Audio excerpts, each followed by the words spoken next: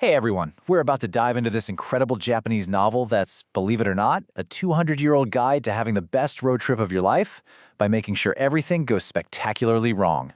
Let's jump in. Just think about that for a second. You know how it is? We spend so much time and energy trying to plan the perfect vacation, right? Getting that perfect shot for Instagram. But what if the real magic isn't in the perfect plan, but in all the chaos, all the mistakes, and all those weird detours you never saw coming? Well, it turns out the answer might just be hiding in this absolute blockbuster from 19th century Japan. The name's a bit of a mouthful, Tokaidochu Hizakurige, but trust me, it is a total masterclass in the art of failing and failing hard and just loving every single second of it. Okay, so to really get why this book was such a massive deal, we gotta rewind and look at the world it came from. This wasn't just some random story. It was capturing the vibe of a whole society that was just buzzing with energy and totally ready for an adventure. So Japan at this time was in a period people now call the Pax Japonica, and that means for over 200 years there were no major wars. Just imagine that. All that energy that would have gone into fighting was now being poured into culture, into art, into business, and it basically created the perfect storm for a nationwide travel craze. And here's where it gets really interesting. There was this huge power shift happening under the surface. Officially, the samurai were still the rulers, but with no wars to fight, they were kinda losing their purpose. The real movers and shakers, the people with the money and the cultural juice, were the commoners, the merchants, the townspeople. They were becoming the new engine of Japan. And this newly empowered class was itching to go somewhere. I mean, you had this perfect recipe for a travel explosion. First, you've got the mega city of Edo, which we now call Tokyo, with over 1 million people. Second, a lot of people could read, so they were devouring travel guides and stories. And the best part, the real kicker, was this amazing loophole. Official travel was restricted, but anyone could get a permit for a pilgrimage to the Ise Shrine, which basically became the perfect religious excuse to go on a massive backpacking trip. So into this world walk our two main characters. And, heroes is probably too strong a word. They're really more like the original slacker buddies, just a couple of guys trying to escape their debts and their boring lives by hitting the road. And here they are, Yaji and Kita. You know this dynamic.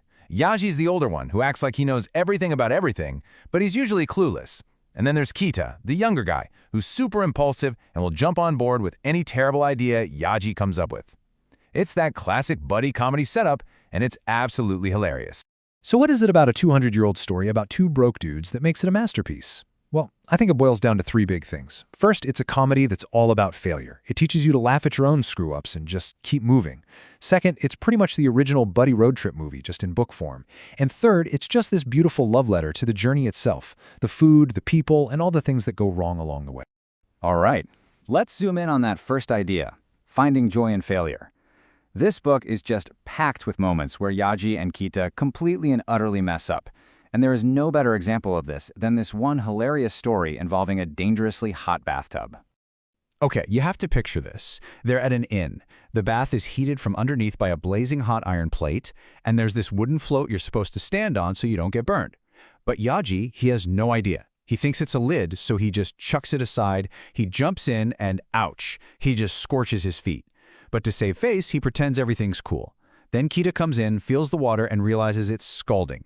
He starts making fun of Yaji for pretending to be tough. And his brilliant solution? He grabs a bucket of cold water and just dumps it in, completely ruining the bath for everyone. They get yelled at, run away laughing, and that's pretty much their whole vibe. And this whole ridiculous scene, it's the perfect illustration of this famous Japanese proverb, Tabi no haji wa kakiste. It basically means cast away your shame while traveling. When you're on the road, nobody knows who you are. You're free from your normal life, your reputation. You basically have permission to be a total fool, to mess up, and to just be yourself. You know, even the title of the book is in on the joke. Hizakurige literally translates to knee chestnut horse. It's a pun. It's a joke about being so broke that your own two legs are your fancy horse. The whole book is a celebration of having nothing to lose. Yeah, they're poor, but they're free. And they're having way more fun than any of the stuffy rich people they meet on the road. So, okay. Why does any of this matter to us today? Well, because in our world, which is so obsessed with planning and efficiency, the wisdom of Yaji and Kita feels more important than ever. It's really all about ditching that perfect itinerary. Seriously, Think about it. Which one of these trips are you on? Are you on the Google Maps trip where efficiency is everything, the route is predictable, and you're terrified of making a mistake? Or are you on the Hizakurige trip where getting lost is part of the fun, blunders are just stories waiting to happen, and inefficiency is where all the flavor is? That's where the real adventure begins. The author, Jippensha Iku, he lived this philosophy right to the very end. This was his death poem. On his deathbed, he made one last joke. See, the word hai in Japanese means ash, like from incense, but it's also a casual way of saying yes or goodbye. So even as he was dying, he was making a pun. I mean, that's the ultimate commitment to not taking life, or even death, too seriously. So I guess I'll just leave you with this question. In a world that's always pushing us to be perfect, when was the last time you really let yourself get a little lost, mess up a bit, and actually enjoy the bumpy road? Maybe it's time we all took a page from Yaji and Kita's book.